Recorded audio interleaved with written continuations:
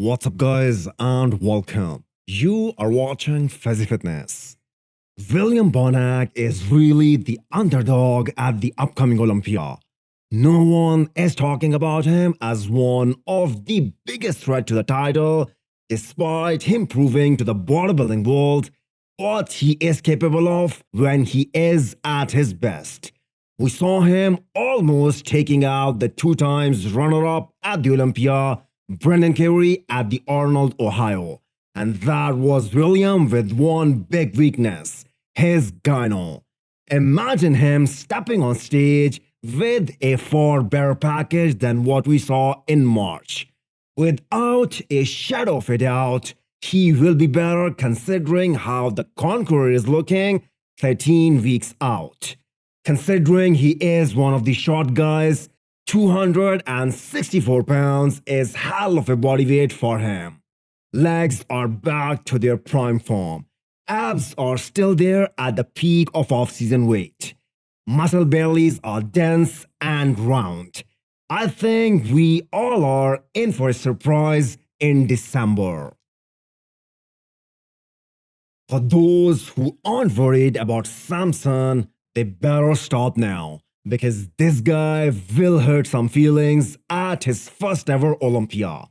I think this is his first proper off-season with Milos, and you can just tell that they have clicked beautifully.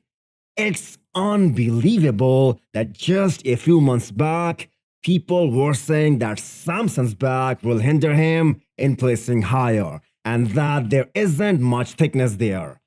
But look at this update. Everything is hanging from the back. Plus, he is already so lean at 13 weeks out. Samson is easily the most improved open bodybuilder of 2022. Can't wait for his Olympia debut because that will be an impactful one.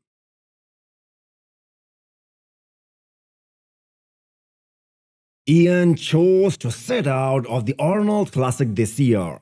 Initially, he said he was going to defend the title at Texas Pro, but he had to shut it down and get ready for the big one, the Olympia.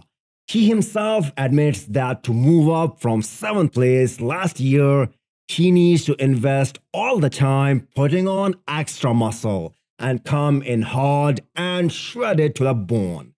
280 pounds at 13 weeks out. That's pretty impressive with such wild condition. His personal favorite look was when he beat Steve Kuclo last year at Texas Pro. If he brings that same conditioning with the added size, he will be dangerous. But we have to put that Derek Lunsford factor in now. Realistically speaking, it's gonna be hard for Iain to move up from 7th place, especially if Derek somehow keeps his volume and shows up in the same or better condition than what we saw at the Olympia 2021. I think Derek's quads will be bigger. His chest will be fuller on stage, because these are the 2 areas which suffer the most coming down to the 212 weight. Many people, including the IFBB pros, aren't happy with Derek getting that special invite. So, Hani and Derek will make sure they show up at their all-time best and prove to everyone that he deserved it.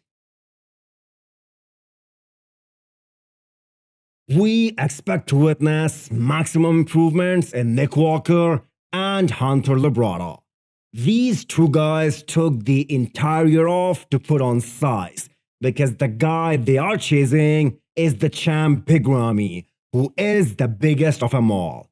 Hunter said he wants to bring a much bigger and better back, plus deeper abs after 2021. Genetically, he has high lat insertions, so overall, his back will always have the same appearance, but he definitely added some thickness there. Legs have always matched up pretty good with the upper body. Hunter was 4th last year, and it will be a big challenge retaining the same placing this year because of this lineup. but he does have all the goods to do that.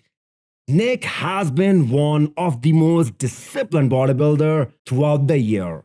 He is confident that he will win the Olympia this year. I guess it's gonna come down to his waist, because it's the biggest concern for him. One thing he cannot afford is his waist getting thicker one bit. He for sure has a lot more volume this year. He is way more muscular now than he was last year. So, we will have to wait and see. Looking forward to his next physique update. Lastly, we have Michal Krizo weeks out of the Amateur Olympia, where he will try to get his IFBB Pro card. He doesn't have to be 100% to win his Pro card, and I think that is a great strategy. He will be competing in his first ever IFBB Pro show, the Prague Pro, by the end of October. So he will have another good 17 to 18 days after Amateur Olympia to peak 100% for that show.